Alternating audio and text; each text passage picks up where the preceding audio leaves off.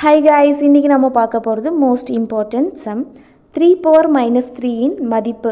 இதை பார்த்த உடனே நம்ம எல்லாரும் ஒரு மிஸ்டேக் பண்ணுவோம். 3 பவர் 3னா 27, அப்போ மைனஸில் இருக்கிறதுனால -27 அப்படின்னு போட்டுடுவோம்.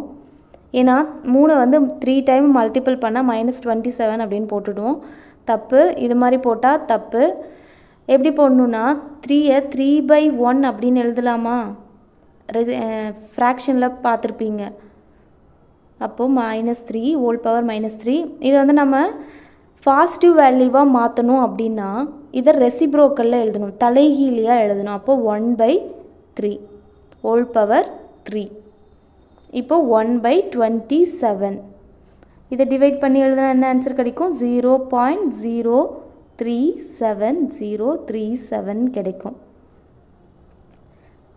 சேம் இதனோட வேல்யூவை கமெண்ட் பாக்ஸில் கமெண்ட் பண்ணுங்கள். தேங்க்யூ.